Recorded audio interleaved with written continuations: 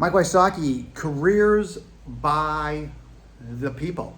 And I want to talk a little bit about my student success workshops, okay? Basically what they are is tactical advice workshops to prepare students for the workforce. So I give clear and concise information how to prepare. It's constantly evolving and changing and improving, but the fact is, here's some good ideas and suggestions of what I go over. Okay, so the first thing I want to do is explain to students, why am I even doing this? I published and wrote Careers by the People after 30 years in technology, and why is that? I was in tech sales, and it's one of those great careers, but why am I doing what I'm doing? So I explain what happens when one chooses an occupation for money only. So everybody talks about the pros of how great their career and great their occupation is, but they never talk about the cons. So I inform the students about the cons and what to look at, the pros and the cons of each occupation opportunity out there, and why career choice is so imperative. I go back to my buddy Frankie Parsons back in 1909 and all like that, but still to this day, a career occupation can last 40 years.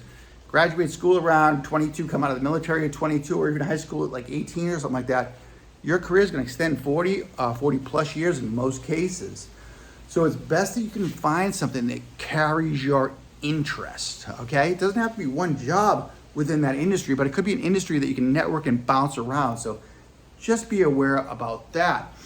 And then I talk about networking. The reason why is, for me, networking is something I'm used to. I've been doing it for years. But when I spoke to a student, and this really stuck to me, when I spoke to a student in one of the New England schools, he asked me, senior, good school by the way. He goes, hey, they, educators, tell us to network. What does it even mean? So the students know it's a buzzword, but are they networking or do they have an understanding? It's a huge issue. And so I go into it clear and concise in the workshop, the speaking engagements, how to do networking. And I talk a lot about that. Also, I even have, one of my slides is a prep. How do you prep for going into a networking meeting or meeting somebody one-on-one in an industry that interests you? Okay, so we go into that big time. Also, I go into is LinkedIn. LinkedIn is shocking to some people. The students in the elite schools, all on LinkedIn, no problem, no issues. The non-elite schools, it's an issue. Sometimes I see 10% of the students are on LinkedIn. Then I ask them, I go, hey, what about TikTok? All of them raise their hands. Okay, that is a problem. That is something I talk about and help them resolve so they can prepare for the workforce. I also talk to them about alumni networks too. How to use alumni networks and how that can be beneficial to them. A lot of them don't even talk about that stuff. So it's a lot of good information. I also not only talk about internships, but part-time jobs, volunteering, summer work, temporary opportunities, any way to get their foot in the door so they can network when they're in that opportunity. Okay, so we make sure we go into that. Boom, major issue, major problem.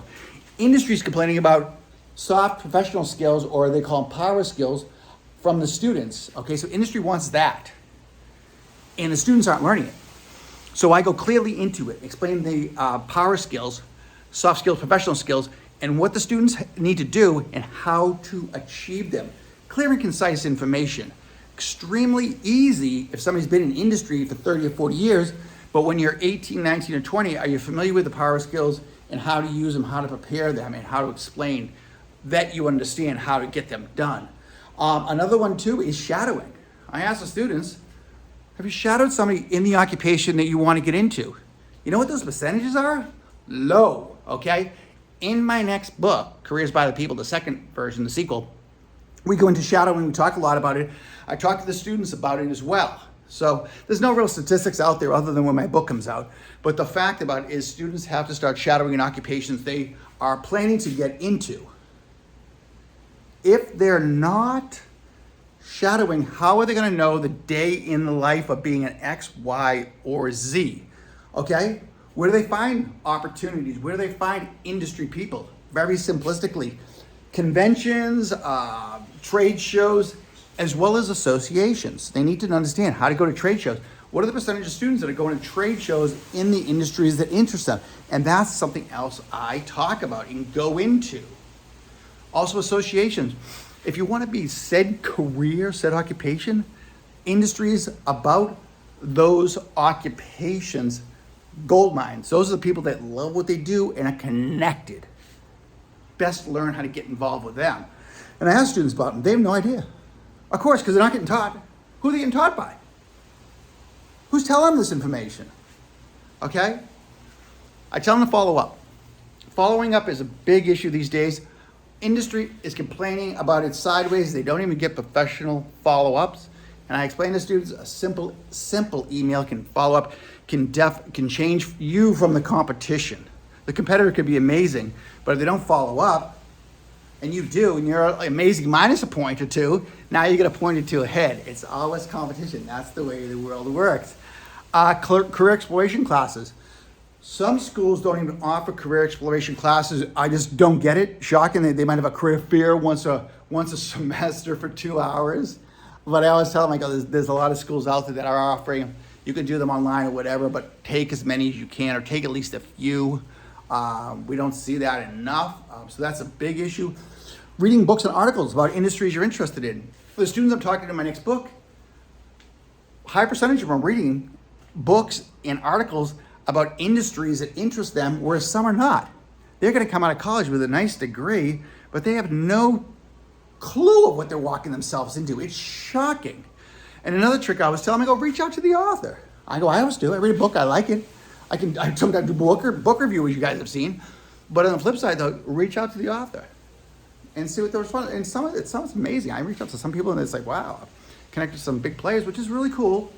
But also, it's amazing too sometimes when I look and some people don't respond. It's kind of sad.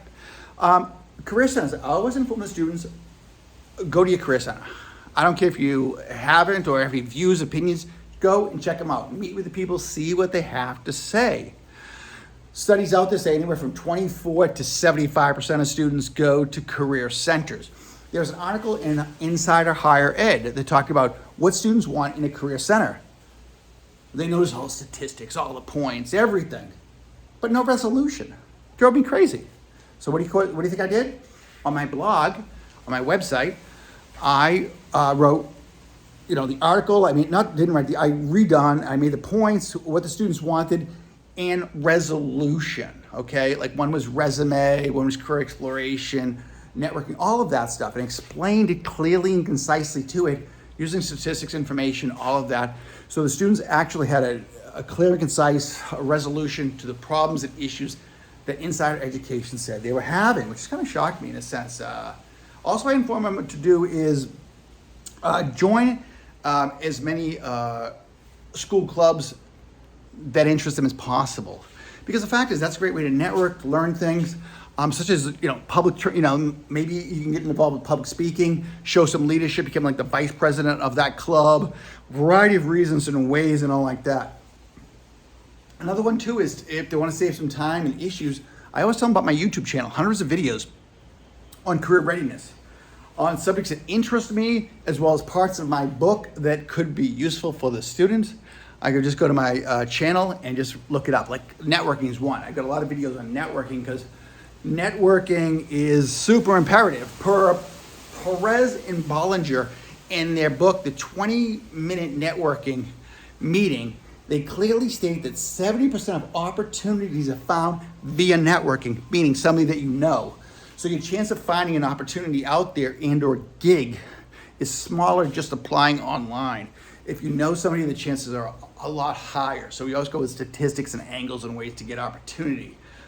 Again, I look forward to speaking with you. If you're looking for a speaker for your high school, for your college, for your organization that wants to help with career readiness, tactical, clear, and concise information to help students improve their chances of getting a career that they might enjoy, might be challenged with, have some fun with, make a few dollars, live a more joyous life, please connect.